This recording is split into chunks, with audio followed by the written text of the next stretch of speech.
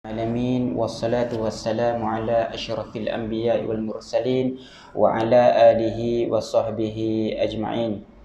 Asyhadu an la ilaha illallah wa asyhadu anna Muhammadar Rasulullah. Rabbi shrah li sadri wa yassir li amri wahlul 'uqdatam min lisani yafqahu qawli, amma ba'd. Assalamualaikum warahmatullahi wabarakatuh. Yang saya hormati pengerusi Surau Kampung Jaya,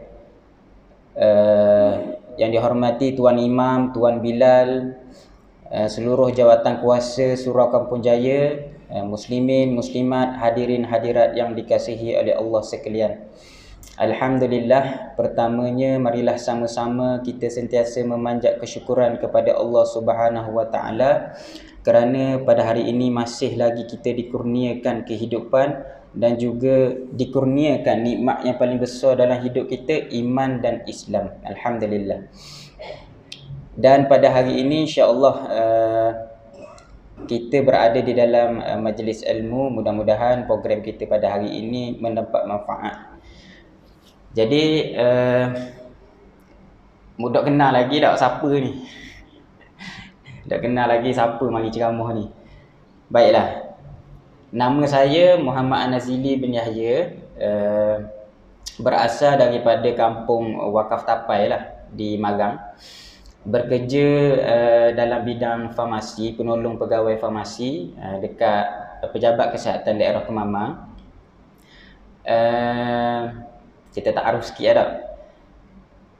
Kalau sebelum ni saya belajar, kalau pendidikan tu sekolah rendah kebangsaan Wakaf Tapai, kemudian saya sambung belajar dekat Sekolah Menengah Agama Mahmudiyah di Kuala Berang, belakang daripada Sekolah Menengah Kebangsaan Thai, kalau yang kenal lah, dekat Kuala Berang. Kemudian sambung belajar di Sekolah Menengah Kebangsaan Agama Durian Guling, atas sikit daripada Bukit Sawa tu. Lepas pada tu sambung belajar sekejap di Mahat Tafiz Padang Miding, tapi tak dah ambil lah, 2 semester je situ. Kemudian dapat tawaran masuk diploma penolong pegawai farmasi di bawah SPA Lapang masa tu. Dia sebut SPA Lapang. Jadi belajarlah dekat sana. Alhamdulillah, lepas belajar kemudian diserak di dalam Kementerian Kesihatan Malaysia. Sekarang ni bekerja dekat dalam KKM lah, dalam KKM, Pejabat Kesihatan Daerah Kemamang. Alhamdulillah. Sudah berkahwin, berumah tangga, dikurniakan 2 orang cahaya mata lah. Jadi tuan-tuan yang dirahmati oleh Allah sekalian, pada hari ini sebenarnya saya pada hari ini diminta ganti penceramah asal pada malam ni, iaitu Al-Fadhil Ustaz Dr. Azmi lah. Saya panggil dia Ustaz walaupun dia doktor, sebab dia boleh ceramah. Al-Fadhil Ustaz Dr. Azmi yang ada urusan pada malam ni, biasa dia akan yang dimaklumkan kepada saya, dia akan isi slot di Surau Kampung Jaya ni dalam slot bicara kesihatan lah. Jadi diminta pengganti, jadi saya cubalah pada hari ni. Kalau sebelum ni saya mari dekat Kemamang ni tahun 2014. Ayah cik, 2014 saya start mari dekat Kemamang ni. Sebelum tu bekerja di Pekang, Kuantan, dekat klinik Padang Rumbia. 2014 saya dapat transfer mari ke Kemamang. Jadi antara tempat hak pertama saya mari dekat Kemamang ni, antaranya Surau Kampung Jaya lah. Kita mari untuk kita tambah ilmu kita lah, untuk kita mantapkan ilmu agama kita ni. Mari, biasa saya akan mari kat sini. Banyaklah, kalau dulu yang pernah saya ikut kuliah, Ustaz Najib, Ustaz Nik Nasri, Ustaz Kapten Mawardi. Ramai lagi lah ustaz-ustaz. Biasa saya akan mari Surau Kampung Jaya ni untuk ambil ilmu. Ataupun kalau sebelum ni saya akan hadiri, kalau kata ada usrah, Dewan Pemuda buat usrah, akan duduk dekat sini Qiyamulai. Kalau bulan Ramadan tu ada buat iftar, kalau dulu-dulu lah kan, dulu-dulu kalau kita ingat balik, gembira, suka masa tu program yang ada masa tu lah. Tapi hari ni mari SKJ jadi penceramah pula. Jadi penceramah, ketua kau kita ya cik ketua juga kita ni. Kita pun muda lagi, banyak lagi ilmu yang kita nak kena belajar lah kalau kita nak duduk dekat tempat ni tempat. Kalau jadi penceramah ni banyak sangat ilmu yang kita kena ada untuk melayakkan diri kita tu jadi penceramah lah kan. Tak layak kalau ikutkan, tak layak lah nak menggantikan Dr. Azmi tu. Tetapi disebabkan diberi amanah untuk mengisi ruangan ini, insya-Allah saya cuba sebaik mungkin lah untuk memenuhi hasrat penceramah Hasan, insya-Allah. Baik, tuan-tuan yang dirahmati oleh Allah sekalian. Oleh kerana saya ni bekerja dalam bidang farmasi, maka saya lebih gembiralah untuk saya kongsi dengan tuan-tuan muslimin dan muslimat, hadirin hadirat sekalian, berkaitan dengan obat-obatan lah. Kerana saya memang berada dekat bidang tu. Jadi hari ini saya bawa tajuk kuliah maghrib kita pada hari ini, kenali obat anda. Tajuk kita ni, kenali obat anda, penggunaan ubat berkualiti, insya-Allah. Baik. Jadi marilah sama-sama kita merenung dulu beberapa ayat Al-Quran yang terkandung di dalamnya berkenaan dengan perubatan. Boleh nampak jelas tak slide? Jelas. Okey, baik. Antara ayat Al-Quran yang sebut berkenaan dengan perubatan ni, ataupun dalam bahasa Arabnya disebut syifa. Yang pertama surah At-Taubah ayat 14. A'udzubillahi minasyaitonirrajim. Qatiluhum yu'azzibhumullahu biaidikum wa yukhzihim wa yansurkum alaihim wa yashfi. Itu ayat dia. Wa yashfi sudur qaumin mu'minin.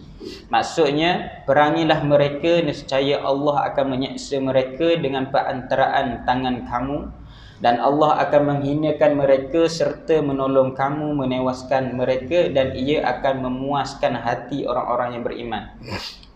Baik, dekat dalam ayat ni syifa diterjemahkan dalam bahasa Melayu sebagai memuaskan hati. Seterusnya ini kena pembetulan sikit ni. Ini bukan surah At-Taubah ni. Ini surah lain . Tapi ayat dia berbunyi, ya ayyuhannas qad ja'atkum mau'izatum mir rabbikum wa shifaa'un lima fis sudur wa hudan wa rahmatul lil mu'minin. Maksudnya, wahai umat manusia, sesungguhnya telah datang kepada kamu Al-Quran yang menjadi nasihat pengajaran dari Tuhan kamu, dan yang menjadi penawar bagi penyakit-penyakit batin yang ada di dalam dada kamu, dan juga menjadi hidayah petunjuk untuk keselamatan, serta membawa rahmat bagi orang-orang yang beriman. Baik, dalam ayat ni syifa di sini diterjemahkan sebagai penawar. Dan apa penawar dekat sini? Penawar dekat sini yang dinyatakan adalah mau'izah, yakni Al-Quran. Dan untung kita tuan-tuan sebagai umat Islam. Umat Islam ni kalau tak ada, katakanlah tak ada hospital, tak ada klinik, tak ada masalah. Sebabnya Allah kata dah dalam Quran, rawatan yang terbaik adalah Al-Quran tu sendiri, dan juga hadis Nabi SAW. Bagaimana kita dengar hadis Nabi, lebih kurang maksudnya, sekiranya nanti datang Dajjal pada akhir zaman, antara yang memberi makan kita adalah zikir-zikir. Pernah dengar tak hadis tu? Ada kan? Lebih kurang begitu maksud dia. Jadi untung kita ni, antara keuntungan kita yang saya sebut tadi pada awal adalah nikmat iman dan juga nikmat Islam yang ada diri kita. Cuma ilmu-ilmu lain tu dia menjadi tambahan lah pada kita. Seterusnya surah An-Nahl ayat 69. Summa kuli min kulli thamarati fasluki subula rabbiki zulula yakhruju min butuniha syarabun mukhtalifun alwanuhu fihi shifaa'un linnas inna fi zalika laayati liqaumin yatafakkarun. Maksud dia, kemudian makanlah dari segala jenis bunga-bungaan dan buah-buahan yang engkau sukai, serta turutlah jalan-jalan peraturan Tuhanmu yang diilhamkan dan dimudahkannya kepadamu. Dengan itu akan keluarlah dari dalam badannya minuman madu yang berlainan warnanya, yang mengandungi penawar bagi manusia dari berbagai penyakit. Sesungguhnya pada yang demikian itu ada tanda yang membuktikan kemurahan Allah bagi orang-orang yang mahu berfikir. Seterusnya, okey, baik. Kalau surah An-Nahl ni, surah tu sendiri bermaksud lebah. Jadi pada ayat 69 ni Allah memberitahu kepada kita antara penawar bagi kita, manusia ni adalah madu. Dekat sini, madu, bunga-bungaan dan buah-buahan. Kemudian surah Al-Isra ayat 82. Wa nunazzilu minal Qur'ani ma huwa shifaa'un wa rahmatul lil mu'minin wa la yazidu zalimina illa khasara. Maksudnya, dan kami turunkan kepada kamu, dan kami turunkan dengan beransur-ansur dari Al-Quran ayat-ayat suci yang menjadi obat penawar dan rahmat bagi orang-orang yang beriman kepadanya. Dan sebaliknya, Al-Quran tidak menambahkan orang-orang yang zalim disebabkan keingkaran mereka, melainkan kerugian semata-mata. Lagi sekali Allah beritahu kepada kita Al-Quran ni jadi penawar bagi diri kita. Bahkan kalau kita biasa dengar, banyak ahli saintis barat ni, bila dia buat kajian tu, bila dia berjumpa dengan ayat Al-Quran, dia terkejut. Sebab dia orang kena buat kajian dulu baru dapat membuktikan kebenaran. Tapi kita dapat wahyu, dapat Al-Quran, dapat hadis, mana Allah khabar, ulama-ulama khabar ke kita. Al-Quran, hadis, kalau siapa dekat kita ni, dia tak ada keraguan, 100% betul. Kalau kata 200% pun dia betul. Cuma tunggunya bagaimana kita nak menafsirkan ayat Al-Quran tersebut dengan ilmu-ilmu asas lah, ilmu bahasa Arab dan sebagainya. Jadi kalau kita tengok saintis-saintis barat pun, memang dia orang, ada banyak ahli saintis dia memuji ayat-ayat Al-Quran.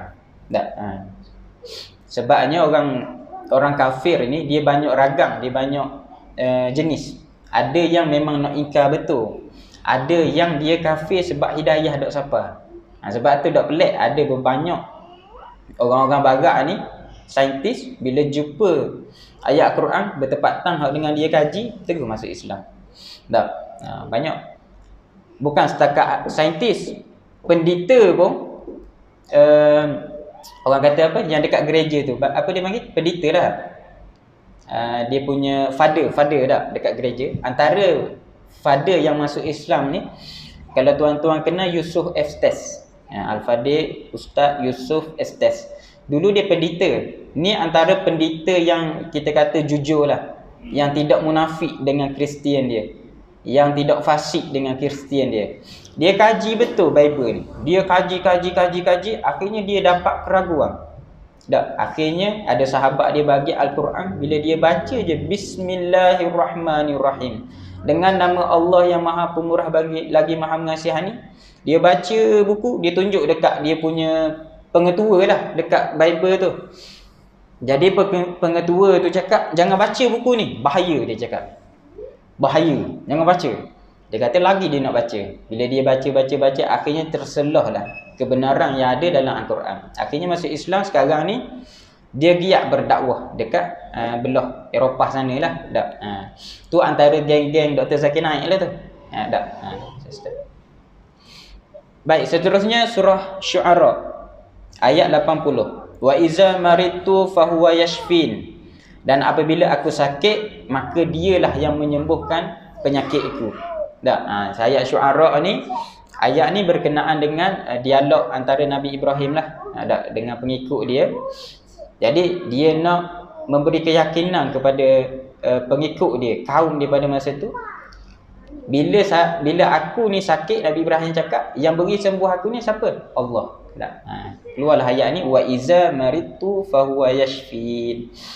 Seterusnya surah Fussilat ayat 44. Walau ja'alnahu Qur'anan a'jamiyya laqalu laula fussilat ayatuh a'jamiyyun wa arabiyyun qul huwa lillazina amanu hudan wa shifaa wallazina la yu'minuna fi azanihim waqrun wa huwa 'alaihim 'ama ulaika yunadawna min makanin ba'id. Maksudnya, dan sekiranya Al-Quran kami jadikan sebagai bacaan dalam bahasa selain bahasa Arab, niscaya mereka mengatakan, mengapa tidak dijelaskan ayat-ayatnya? Apakah patut Al-Quran dalam bahasa selain bahasa Arab, sedang Rasul orang Arab? Katakanlah, Al-Quran adalah petunjuk dan penyembuh. Dekat sini dia terjemahkan sebagai penyembuh bagi orang-orang yang beriman, dan orang-orang yang tidak beriman pada telinga mereka ada sumbatan, dan Al-Quran itu merupakan kegelapan bagi mereka. Mereka itu seperti orang-orang yang dipanggil dari tempat yang jauh. Jadi dalam ayat ni ulama menafsirkan syifa dekat sini sebagai penyembuh. Dan sekali lagi dinyatakan dalam ayat ni, Al-Quran merupakan penyembuh bagi orang-orang yang beriman. Bagi orang yang tidak beriman, dia menjadi satu kegelapan bagi hidup mereka. Ataupun bila dengar ayat Quran, dia orang jadi serabut. Sebab tu tuan-tuan, kalau orang yang histeria, bagi contoh kan, orang histeria, orang yang dirasuk, diganggu dengan jin, rawatan ni tak ada benda lain. Kalau tanya saya pun, dalam hospital kita tak boleh nak rawat. Saya pernah dalam hidup saya lah, masa saya belajar dulu, hatta dekat saya belajar diploma pembantu farmasi ni dekat Kolej Sains Kesihatan Bersekutu dekat Sungai Buloh, ada yang kena ganggu. Tapi bila kita pergi tu, benda tu tak ada. Tak percaya. Ya ke ada orang histeria? Ya ke ada orang kena ganggu dengan jin? Tak percaya masa tu. Tapi duduk dekat Kemamang ni saja, saya dah ditemukan oleh Allah dengan 3 orang yang diganggu histeria ni. Salah seorangnya yang berjumpa dengan saya tu berada dalam klinik. Dia staf klinik. Tak ada rawatan tuan-tuan. Jadi sebab itulah kita ni untung. Orang Islam ni diuntung sebab dia ada Al-Quran. Kemudiannya, bila dia belajar lagi ilmu-ilmu lain, ilmu akademik, ilmu kejuruteraan, ilmu kesihatan, macam-macam lah, ilmu pertanian dan sebagainya, dia menjadi tambah nilai lagi lah pada diri dia. Tapi kalau dia tak ada apa ilmu tu, dengan dia ada Al-Quran dan hadis ni, dia ikut ulama' dah, memadai dah. Jadi yang tadi tu akhirnya last sekali panggil ustaz kau. Saya panggil ustaz, saya telefon Ustaz Zul Kek Betuk. Masa tu Ustaz Zul dia baru lepas sakit. Dia baru lepas sakit, dia tengah nak baik lagi. Dia bagi nombor kawan dia, Ustaz Mak Syria, dia panggil Ustaz Mak Syria. Akhirnya telefon Ustaz. Takut ni, depan mata. Dia panggil saya kan. Dia panggil. Dah kita duduk dalam klinik, memang malam kita pakai pi yo. Jadi staff tu dia panggil saja. Mari tolong, dia kata ada orang kena ni gangguan. Adik. Dia kena gangguan, dia cakap. Jadi saya pun pergilah. Bila kita pergi real life, kata gini rupanya. Memang bukan diri dia, dan memang gangguan daripada jin tu lah. Kita tak ada ilmu dalam bab tu. Saya masih tak ada ilmu lagi dalam bab kalau kata kena rasuk sebagainya ni, kita tak tahu nak buat macam mana. Akhirnya panggil ustaz lah. Kita baca Al-Fatihah pun tak jadi, sebab dia ada ayat-ayat yang boleh buat jin ni. Siapa kalau ayat-ayat tu kalau dibaca oleh ustaz, siapa dia boleh masuk Islam. Tapi kalau tak kena cara, memang tak berjaya lah. Jadi akhirnya telefon Ustaz Surya, telefon je. Dia kata ada apa lah, balik lah ya khabar. Tak ada dah tu. Saya pun pergi masuk dalam bilik itu, tengok alhamdulillah sedar dah. Tak. Nak menunjukkan dekat sini, nak kabarnya ilmu Allah ni luas lah. Tak. Kita yang dapat ilmu ni hanyalah sebahagian kecil baru. Tak. Jadi kita bersyukurlah kalau kita diberikan ilmu oleh Allah, kita syukurlah banyak-banyak. Sebab ilmu yang kita dapat ni sikit baru. Tak. Jadi yang sikit ni lah kita kongsi. Sebab Nabi kata kita kongsi ilmu ni dia dah hilang. Tapi harta kalau kongsi dia berkurangan, pahala bertambah lah.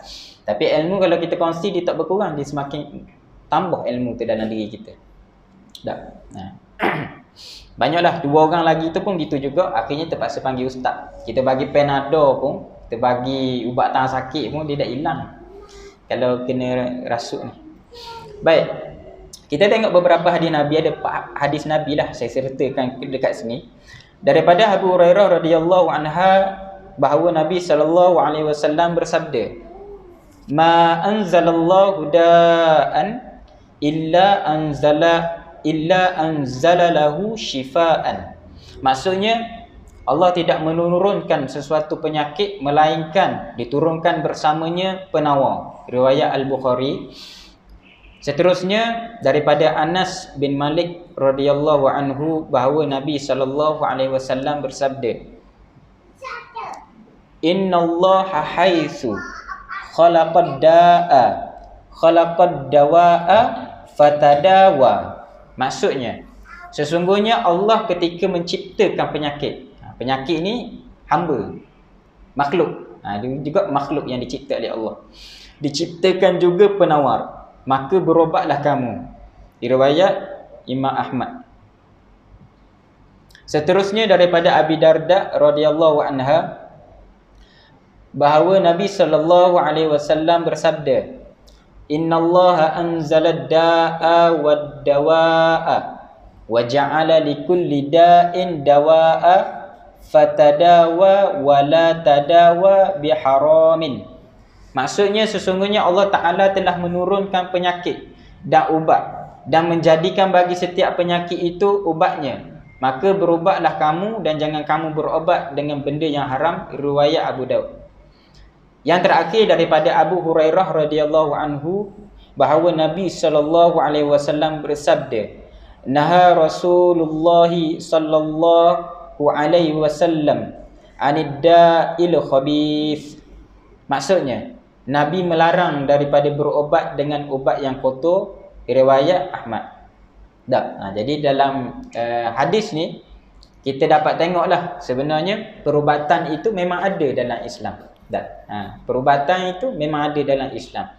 Dan diberitahukan kepada kita beberapa penawar kepada penyakit. Kemudian cara-cara kita nak berubat tu disabdakan oleh Nabi. Antaranya Nabi kata cukup 2 je.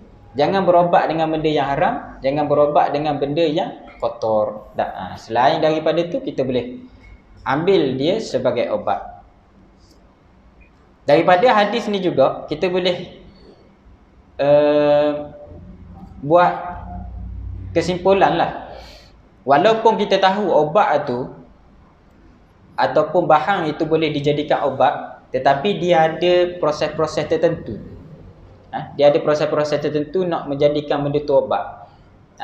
Macam contohlah, katakanlah madu. Memang betul kan madu sebagai obat dah? Betul tak? Kan? Jadi penawar. Dan juga selain itu madu juga dia boleh jadi sumber vitamin. Dalam madu tu dia banyak vitamin C, macam-macam benda ada. Dan kajian yang ditunjuk dalam madu ni antibakteria ada, macam-macam. Dia ada. Tetapi kalau kita minum segelas madu boleh tak? Tak boleh kan? Tak boleh. Memang panas. Saya pun pernah cuba, memang panas. Jadi dia ada sukatan-sukatan dia. Sebab tu Nabi bersabda, sebaik-baik perkara adalah kecil tetapi berterusan. Begitu juga dengan habatus sauda. Nabi bersabda, lazimilah kamu dengan habatus sauda, sesungguhnya dia penawar bagi segala penyakit. Ataupun dipanggil biji hitam. Jadi habatus sauda ni dia memang sumber penyakit, tapi kalau kita ambil dalam habatus sauda ni memang penawar yang disebut dalam hadis untuk merawat penyakit. Tetapi dia ada dos dia. Dia ada kuantiti dia. Kalau terlebih dos pun bahayalah. Tak, dia boleh pergi ke buah pinggang dan sebagainya. Sebab tu kalau kita tengok orang Arab pun, kalau tengok cara dia makan, kalau dia bakar roti tu, dia tabur je batu saudak tu atas tu. Dia tak letak banyak pun. Dia letak sikit je. Tak, gitu. Sebab tu kalau kita tengok hadis tu pun betul lah. Lazimi Nabi kata. Lazimi ni maksudnya makan sentiasa, buat ulang. Ulang orang tak makan banyak kan. Orang ambil sikit-sikit gitu. Baik. Jadi baru masuk tajuk dia. Tadi kita bawa ni lah dalil-dalil dalam Islam lah. Baik. Dalam kenali obat anda ni, antara isi yang akan kita kupas malam ni, yang pertamanya kita kena faham hak-hak kita sebagai pengguna obat. Kemudian kita kena faham apa itu ubat. Kemudian kita kena faham penggunaan obat secara berkualiti. Okey. Yang pertama, hak-hak sebagai pengguna obat. Okey. Yang pertama, hak kita ni sebagai pengguna obat ni, yang pertama kita mesti menerima rawatan kesihatan yang baik. Menerima obat yang berkualiti, selamat dan berkesan. Mendapat maklumat lengkap berhubung obat yang digunakan. Membuat pilihan ke atas obat dan produk kesihatan. Menyuarakan pendapat dan masalah mengikut saluran yang betul. Jadi sebenarnya menyuarakan pendapat dan masalah ni juga merupakan hak kita sebagai pengguna obat. Jadi tak salah tuan-tuan nak menyuarakan pendapat sebagainya, boleh disalurkan kepada pihak kesihatan. Mendapat ganti rugi yang sewajarnya melalui mekanisme yang sesuai. Mendapat pendidikan. Ini hak penting. Paling penting pendidikan lah. Mendapat pendidikan kepenggunaan melalui penyebaran informasi. Mendapat alam sekitar yang sihat melalui pelupusan obat yang selamat. Tu. Jadi obat yang tuan-tuan makan dekat rumah tu, kita kena jaga juga dari sudut alam sekitar. Jadi nak lupuh obat tu pun dia ada cara dia. Okay.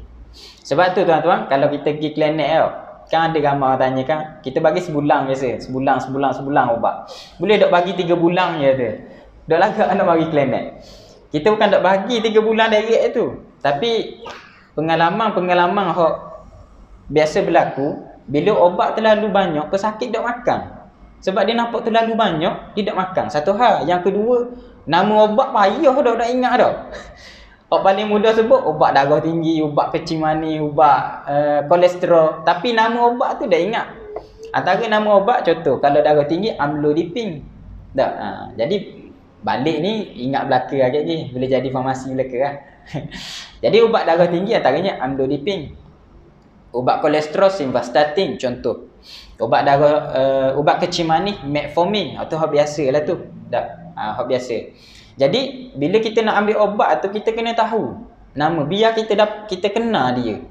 Ni amlodipine ni ubat darah tinggi. Ni metoprolol ni ubat darah tinggi. Ni paracetamol, Panadol ubat demam. Ubat paling famous dekat klinik.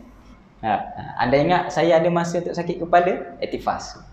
Contoh. Panadol, dia sama je, paracetamol nama dia. Dekat klinik, paracetamol tu lah. Ataupun kita panggil Panadol. Jadi saya sentuh sikit hak ujung ni lah, hak ujung ni. Mendapat alam sekitar yang sihat melalui pelupusan obat yang sesuai. Jadi sebab tu kalau kita bagi obat, kita tak bagi banyak. Kita bagi sebulan-sebulan supaya bila habis tu baru ambil pula. Supaya obat tu tidak berlebihan dekat rumah. Dan kalau berlebihan kat rumah, nak buang kat mana? Kan payah. Nak buang latang sapah gitu pun payah juga. Dia tidak memberi kesan yang baik lah kepada alam sekitar. Jadi kalau obat tuan-tuan banyak lebih kat rumah, kalau jumpa dekat, bila pergi klinik next TCA tu kat lagi, temu janji TCA tu, bawa sekali obat tu, tunjuk kat farmasi. Obat ni saya ada dah, saya nak tambah tak ada je. Bawa gitu, pak tunjuk kat dia. Ataupun kalau obat tu dah expired, bawa obat pergi hantar dekat jabatan farmasi tu. Kalau sini Batu Dua kan, ada farmasi, dekat farmasi klinik Batu Dua tu, pulang obat kat situ. Sebab kita ada sistem pelupusan kita lah. Obat tu kita letak dalam plastik dan kita lupuh di tempat dia. Okay. Kemudian apa itu ubat? Jadi obat ni boleh didefinisikan, ubat adalah bahan yang digunakan untuk mencegah mengawal atau merawat penyakit. Ni kena ingat. Obat ni dia ada 3 fungsi. Pertama dia cegah, kedua dia kawal, yang ketiga adalah dia rawat. Apa tu cegah? Cegah ni maksudnya kita bagi sesuatu obat tu, penyakit tak ada lagi tapi kita bagi dulu. Sebagai usaha kita ni nak mencegah dia daripada berlaku. Contoh dekat sini dia bagi vaksin. Kalau sebut vaksin banyaklah biasa akan timbul banyak konflik dekat vaksin ni. Tapi kita ambil jalan simple saja. Islam membenarkan kita untuk berikhtiar. Islam dia beri ruang even kalau kita dalam mudarat, dalam keadaan darurat pun dibenarkan hal-hal tertentu untuk kita guna untuk nyawa kita. Bagi contoh antaranya kalau kita belajar dalam bab fiqh pun disebutkan, kalau kita berada di satu kawasan tak ada makanan di kawasan tu melainkan khinzir, kita dibenarkan makan untuk sekadar menyelamatkan nyawa. Dibenarkan. Jadi bab vaksin ni memang banyak konflik lah. Tapi tak apalah, kita raikan pendapat masing-masing. Kalau yang tak nak ambil vaksin tu, kalau kata dia dapat selamat dari penyakit itu, alhamdulillah, kita raikan pendapat. Tapi kita tak boleh orang yang nak ambil vaksin, orang yang tak ambil vaksin, contohnya dia macam-macam lah. Dia kata ke sebagainya, dia perli dan sebagainya, tak boleh lah. Sebab kita kena raikan pendapat masing-masing kan. Sebagaimana orang yang ambil vaksin pun rai orang yang tak ambil vaksin, orang tak ambil vaksin pun kena rai kepada orang yang ambil vaksin. Tapi yang pentingnya kita kena carilah kebenaran di sebalik itu. Tapi saya bawa satu contoh lah berkenaan dengan penyakit polio kan. Kalau dulu kita pernah dengar berkenaan penyakit polio, iaitu berkaitan tulang hak bekok tu. Betul tak? Sekarang tak ada dah kan? Kurang dah. Kalau dulu, zaman mak ayah kita 70-an dulu, ada tak dulu ayah cik? Ayah cik aja jumpa tak? Orang sakit tulang hak yang di bekok itu. Tak aja? Tak ada. Mungkin jarang laku. Tapi ada dalam sejarah perubatan negara ni, ada penyakit polio. Bukan negara je, dunia memang ada. Tapi sekarang dah tak ada dah. Tapi polio ni banyak berlaku di belah-belah Afrika, belah-belah negara yang ketiga yang masih lagi diorang struggle dengan ekonomi diorang ni, memang banyak berlaku. Antaranya dekat Afrika lah kan, banyak kita tengok kan. Ataupun kalau hak lain, cacat air. Pernah dengar tak dulu cacat air? Saya ada abang saya, almarhum lah, nama dia Mahyudin. Dia meninggal saat umur dia 6 tahun. Saya tak dan jumpa lagi. Cuma saya dapat tengok surat beranak dia je. Saya tengok kat belakang tu, saya tak sure siapa tu tulis. Biasa polis kot tulis ni. Kalau kematian ni, dia tulis mati disebabkan cacat air. Tanya mak kata memang betul lah. Abang saya tu meninggal dunia disebabkan dengan cacat air. Jadi kan banyak vaksin-vaksin yang kanak-kanak kan kena cocok dah. Antaranya untuk mencegah cacat air tadilah. Alhamdulillah sekarang tak ada. Cacat air ni tanda dia macam bitik-bitik merah, lepas tu dia nepuh-nepuh gitu. Ibu-ibu dia faham lah kot, sebab biasa dia main baby kan. Dia ada tu tanda-tanda tu cacat air tu. Tapi sekarang dah kurang benda tu. Kurang dah, mungkin tak ada dah kot. Antara sebabnya dengan vaksin tadilah. Jadi sikit lagi untuk vaksin ni, mungkin dulu jadi isunya adalah vaksin ni kalau kita nak hasilkan, dia kena ada medium. Dia ada kena medium. Medium tu lah kalau dulu dia guna gelatin daripada khinzir. Mungkin isu tu dulu. Tapi sekarang ni dah banyak dah. Selepas daripada kita suarakan bantahan daripada umat Islam ni, akhirnya dia orang buat gelatin daripada lembu. Dia namakan bovin lembu. Jadi tak ada isu dah lah berkenaan dengan vaksin halal ke haram dan sebagainya dah. Okey.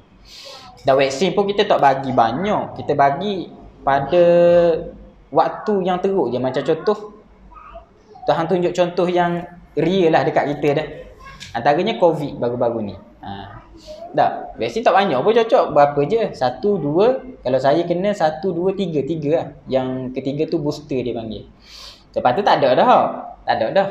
Jadi fungsi obat tadi tu contohnya untuk cegah penyakit. Sebab tu dia bagi obat. Okey. Seterusnya mengawal penyakit. Okey, ada penyakit ini bila kena dekat kita, dia tak ada dah nak rawatan untuk sembuh. Tapi kita kena kawal dia. Antara contohnya apa? Kecil manis. Darah tinggi boleh lagi. Kalau kecil manis memang payah. Sebab dia berkaitan dengan insulin dalam badan kita.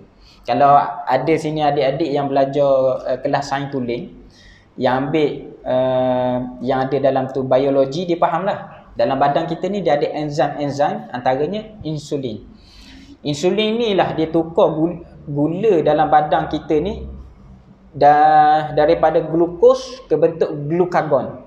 Glukagon ni dia tukar, dia macam bank. Gula kita makan tadi tu duduk dalam badan kita ni, dia nama dia glukos. Bila ada insulin, dia tukar glukos tu jadi glukagon.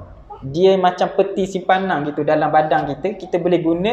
Macam contohnya bila kita nak buat kerja, gerak, tenaga kita nak buat ni, kita guna gula. Sebab tu kalau kita dok makan, dok gerak, betul tak? Kalau kita dok minum pagi, dok gerak. Sebab tu kita minum air manis. Sebab gula ni dia bukanlah jahat 100%. Tak. Gula kita perlu dalam badan kita untuk hasilkan tenaga. Kalau kita tak minum air manis, tak ada tenaga, tak gerak, lembek orang kata. Cuma dia tak boleh lebih. Macam tadi juga, habatus sauda, madu. Dia bagus, tapi dia tak boleh lebih. Sama juga dengan gula. Sebab tu kalau orang yang kecil manis ni, dia masalah tu dekat insulin tu tadi. Insulin dia tak ada, akhirnya dia tidak boleh nak tukar gula tu kepada glukagon tu tadi. Bila gula dalam badan kita banyak, itulah dia menyebabkan kristalize dan sebagainya lah dalam salur darah kita tu. Banyak pula. Okey, kembali kepada slide kita. Mengawal penyakit. Jadi sebab tu tuan-tuan, kalau siapa yang didiagnos, bila kita cek ambil gula sini dah, kita ambil kita ambil darah dekat sini, kat jari, kita ambil darah dekat siku ni, dan juga kita ambil BP tu. Bila doktor cek, kita ada kecil manis. Kebiasaannya doktor tak akan on obat selalu. Doktor akan bagi tahu dulu kena kawal makanan dan sebagainya. Kalau peringkat awal boleh dikawal. Antara kita nak hilangkan kecil manis dalam badan kita, antaranya makanan lah. Kita kena kawal makanan kita. Macam contohnya, adik duduk ni adik. Sebagai contohnya, katakanlah kita gula normal untuk orang biasa adalah kalau dia berpuasa pagi tu, bila kita ambil darah, gula dia mesti 3 hingga 5 bacaan dia. Kalau dia makan dah pagi tu, gula dia mesti dalam 5 hingga 8. Kalau lebih daripada range tu, dia memang ada kecil manis. Katakanlah dia puasa, gula ambil air tu 5.5, dia ada kecil manis tu. Jadi biasa doktor akan nasihat jaga makan. Antara jaga makannya, banyak saya kongsi ke pesakit, simple je jaga makan. Kalau kata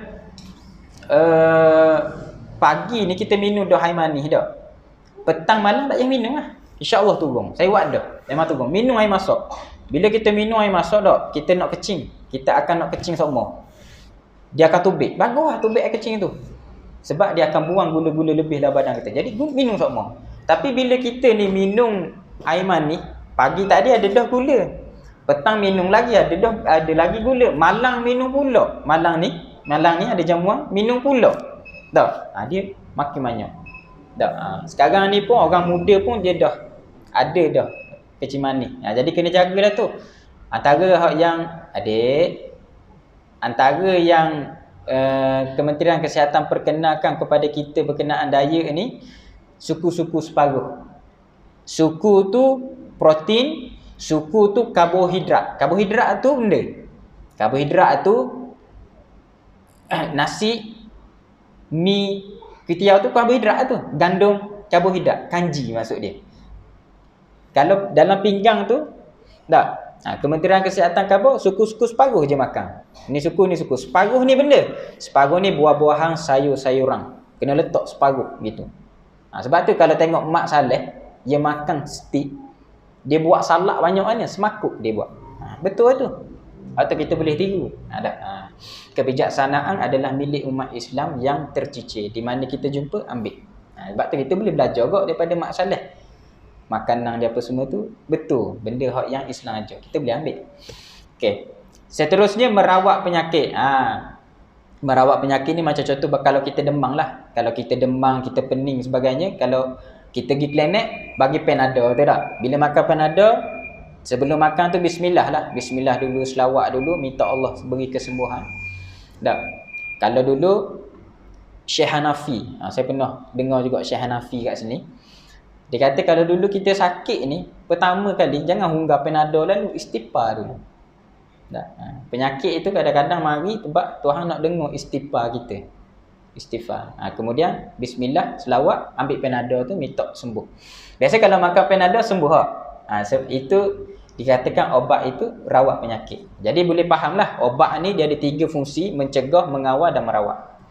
Okey, yang ni saya pergi laju je lah. Saya pergi laju sebab kita isyak dah. Saya ambil 15 minit, pukul 9 kita berhenti. Okey, obat. Obat ni dia terbagi kepada 2, ubat terkawal dan ubat am. Ubat terkawal ni macam darah tinggi, kecil manis tadi tu kena ada preskripsi. Kalau tak ada preskripsi, pergi dekat farmasi kat luar tak boleh beli. Farmasi takkan jual lah. Tak. Antaranya, contohnya ubat darah tinggi, antibiotik ni. Ini kena ada preskripsi ni, ubat terkawal. Ubat terkawal pula dia pecah 2, dengan preskripsi, tanpa preskripsi. Preskripsi tu berapa? Bila jumpa doktor, doktor bagi kertas keping tu. Dalam tu ada nama obat pergi kat farmasi. Itu preskripsi dia panggil. Tanpa preskripsi ni boleh dibeli, tapi dia tetap obat terkawal. Maksudnya kalau ubat terkawal ni dia tak ada kat kedai lain. Antara contoh obat terkawal tanpa preskripsi, krim, ubat batuk, ubat sesama boleh beli dekat farmasi. Tak ada masalah lah. Kemudian ubat am. Ubat am ni obat over the counter dia panggil. Dia boleh dijual di mana-mana. Antaranya kalau pergi Petronas tak? Najmi.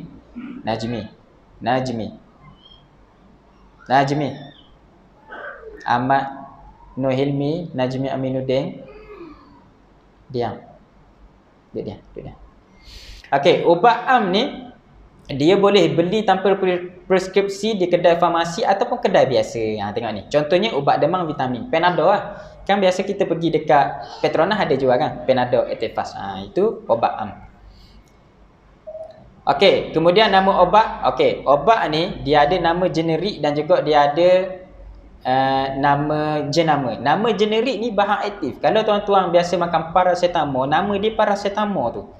Nama generik dia hak ni, hak bawah ni. Upama, Poro, Panadol, Parasil. Sebab apa jadi gitu? Sebab paracetamol ni bahan aktif dia, serbuk dia. Dia ambil, kemudian serbuk ni tadi banyak syarikat akan ambil untuk buat produk. Jadi dia tak boleh guna nama paracetamol tu sebab tu dah nama diwartakan sebagai bahan aktif. Jadi dia kena letak nama lain. Jadi syarikat ni letak nama Ufamo, Poro, Panadol, Parasil, Pepri. Tapi sebenarnya itu adalah Panadol, benda yang sama. Faham Okey, kemudian penggunaan obat secara berkualiti. Kalau siapa yang biasa pergi klinik, dia biasa jumpa laku dekat farmasi. Kalau dulu kita ada bagi plastik itu, kat plastik tu kita tulis 5B. 5B itu maksud dia penggunaan obat yang betul, pengguna obat yang betul, dos yang betul, cara pengambilan yang betul, masa yang betul. Okey, tengok satu-satu Ini pengguna yang betul. Masa tuan-tuan dapat obat masa farmasi bagi tu, tengok dulu nama tuan-tuan betul ke tak. Kalau salah terus jumpa dengan farmasi, kita akan betulkan. Pastikan nama tu betul. Okey, itu pengguna yang betul lah. Kemudian pengguna yang betul ada juga satu kes tu, dia nama dia dekat sama-sama. Contohlah saya letak nama dia Aminah. Aminah bin Ali, Aminah bin Abu. IC pun dekat-dekat. Jadi tengok betul-betul nama kita tu betul tak? Aminah bin Abu ke Aminah bin Ali? Okay. Kemudian obat yang betul. Okey, obat yang betul ni dekat sini Tuan-tuan tengok ni nama obat dan kekuatan dia. Macam contoh sekarang ni mefenamic acid, ubat tahan sakit. Biasa budak orang puang biasa makan. Biasa yang ada sengguguk, dia tak tahan sangat sakit, biasa doktor akan bagi obat Pongstang ni nama dia. Nama generik dia mefenamic acid. Nama trade name dia Pongstang tadi. Jadi pastikan obat yang ambil ni betul. Mefenamic acid, ubat tahan sakit. Seterusnya dos yang betul. Okey, dos dekat sini. Doktor akan khabar lah, kena ambil 2 biji 3 kali sehari. Okey, untuk makluman tuan-tuan, Panadol ni kita kena ambil sekali makan 2 biji je. Maksudnya 1000 mg, tak boleh lebih. Pernah dengar tak sebelum ni? Pernah. Ada dah kot. Sebahagian yang pernah dengar dah. Jadi Panadol ni dia tak boleh ambil lebih. Kalau lebih dia jadi overdose. Bila overdose, dia ada kesan lah ke badan kita. Kesan ke buah pinggang, kesan ke hati kita. Dan juga Panadol ni maksimum sehari tu kita boleh makan 8 butir je. Maksudnya 2 biji pagi, tengah hari, petang, malam. Tak boleh lebih pada tu. Kalau sakit lagi tak boleh ambil dah. Itu kadar yang dibuat kajian, banyak tu je kita boleh makan. Okey, itu dos yang betul. Cara pengambilan yang betul dekat sini. Farmasi akan tik lah kat sini, obat ni kena ambil selepas makan ke, sebelum makan ke, bila perlu ke, ambil perut kosong ke, dia akan cover kat sini lah. Kalau obat kolesterol biasa kita suruh makan malam sebelum tidur. Jadi tengok dekat sini kan. Dekat sini. Okey, cara pengambilan ubat yang betul. Ni kena perhatian sikit Ubat kapsul dan tablet. Kalau kita kata telang, kena telang. Jangan kunyah atau hancurkan jika tidak diarahkan. Sebabnya obat tadi, ada setengah obat ni kita nak dia bertindak di perut. Bila kita kunyah dia bertindak di lidah, tak jadi. Ada obat yang kena kunyah, antaranya ubat suruh bekak. Kali hijau tu, ubat prolis. Itu kena kunyah. Kalau kita kata kunyah, baru kita kunyah. Kalau telang memang kena telang lah. Kalau ubat sirap, minum je, minum. Kalau obat komo sahaja, jangan telang. Komo kemudian buang. Ubat inhaler ni dia ada teknik dia lah. Biar siapa yang ada asma ambil ubat inhaler, dia akan tahu cara penggunaan inhaler. Ubat krim ni kena sapu dekat tempat yang masalah sahaja. Banyak ubat krim, antaranya ubat angin ataupun ubat gatal, hok colour pink tu, ataupun krim ubat kudis. Banyaklah. Jadi sapu kat tempat yang berkenaan saja. Ataupun siapa yang ada skabis, biasa orang duduk kat asrama dia ada skabis, kudis buta dia panggil. Kita bagi obat benzoat tu, ubat kudis buta, awak kena sapu seluruh badan tu. Ubat tu memang mujarab lah. Kalau pakai dia panah. Kalau pakai konsisten, dia akan kurang benda tu. Sebab biasa orang duduk dekat asrama ni baru nak belajar benda dikari dah. Jadi dia berkaitan kebersihan sebenarnya kalau skabis ni. Kalau kebersihan kita jaga, insya-Allah dia tak ada lah. Kemudian yang ni obat suppositori kalau siapa kenal. Banyak ni. Kalau siapa ada masalah buasir ataupun budak demam dia tak boleh minum, kita bagi suppositori. Obat ni dia kena masuk ikut punggung. Jangan makan tuan-tuan. Jangan makan lah, jadi lain cerita pula. Dia minyak. Jadi kena masuk ikut punggung lah. Usus akan serap obat tu kayak ni. Okey.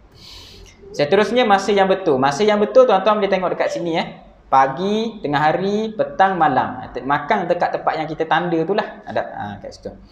Okey, ni waktu pengambilan ubat yang betul. Kalau kita kata sekali sehari, maksudnya setiap 24 jam. Adik, jangan main adik.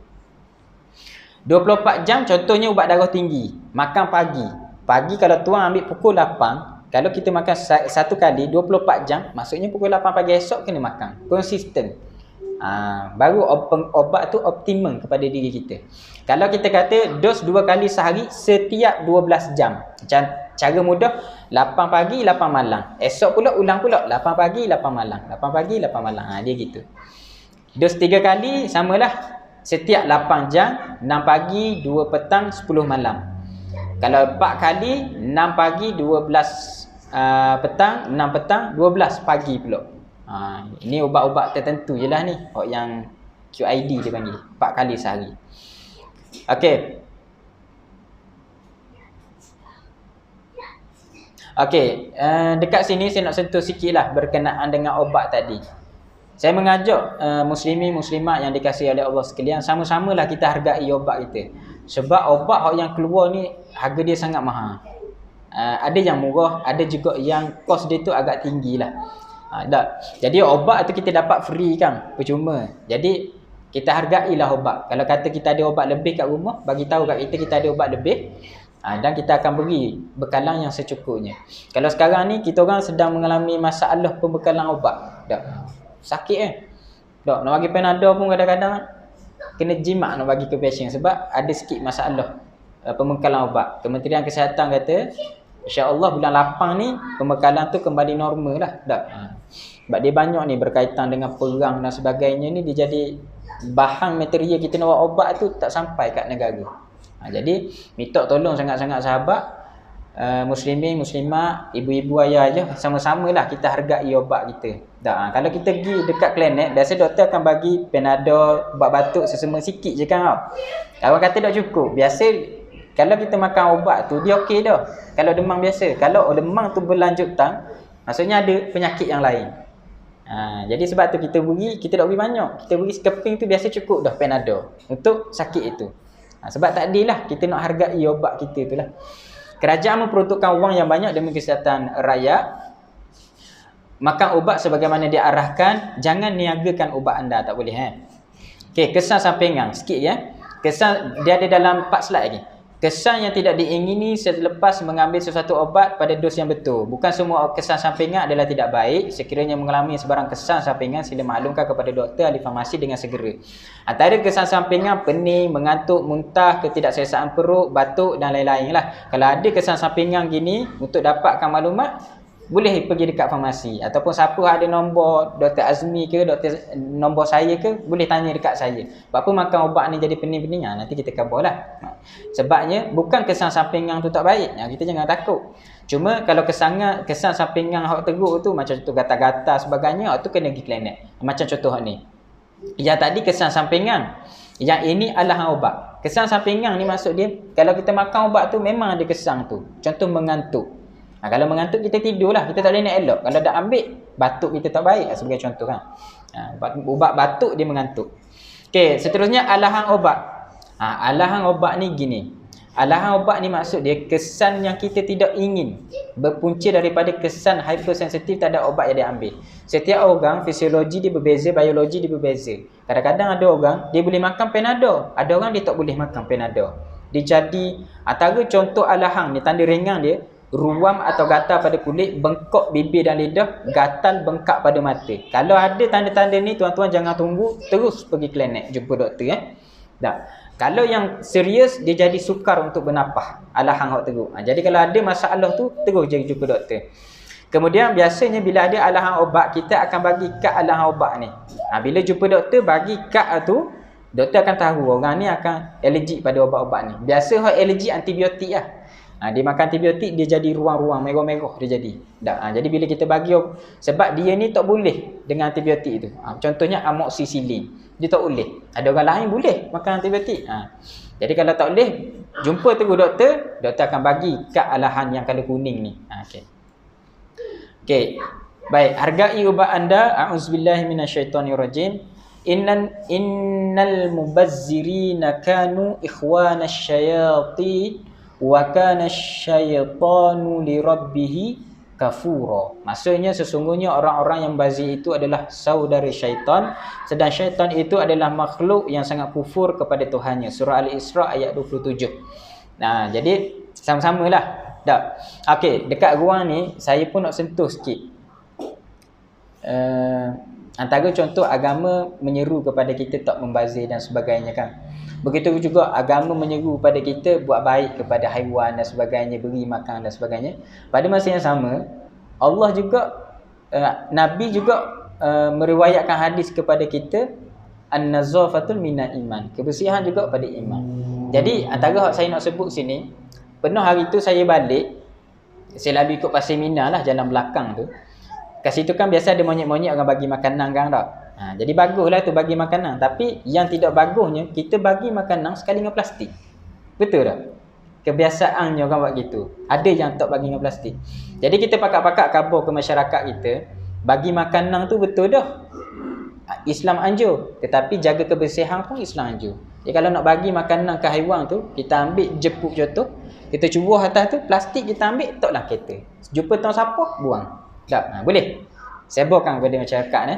Sebab bila kita tengok tu penuh dengan sampah-sampah. Dari dah comel lah kita punya kawasan kampung. Kadang-kadang bukan orang kampung tu, orang lain mari. Tak. Jadi kita pakat-pakat betul lah dalam bab tu ni. Okey, jadi habis yang ni, sekiranya tuan-tuan ada pertanyaan berkaitan ubat, boleh hubungi nombor ni lah. 1-800-88-6722. Ada nak ambil? Ambil lah ni.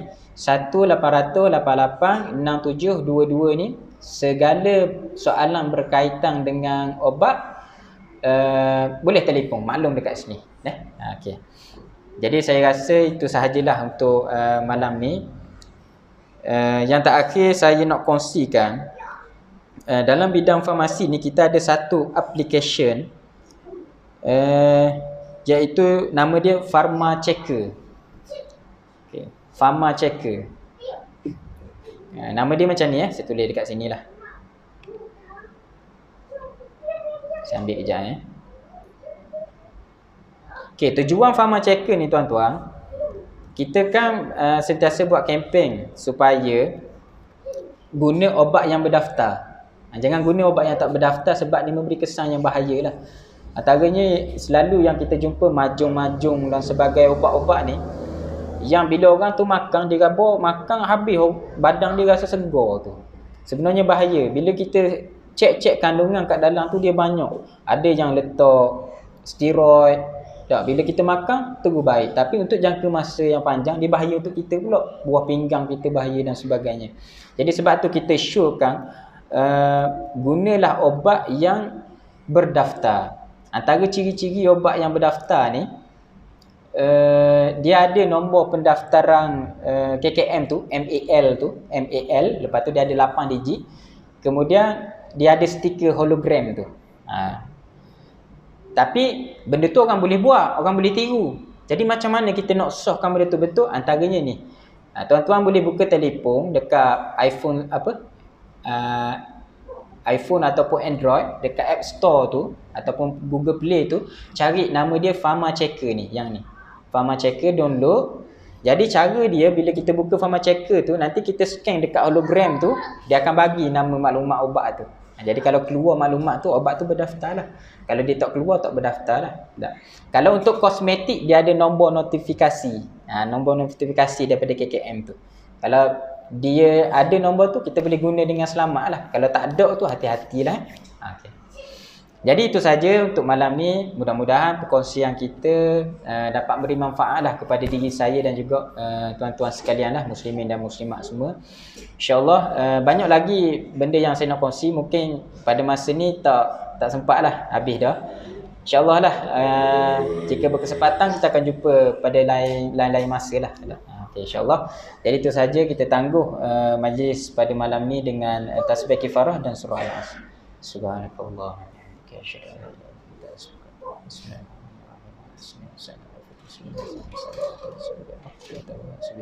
Assalamualaikum warahmatullahi wabarakatuh.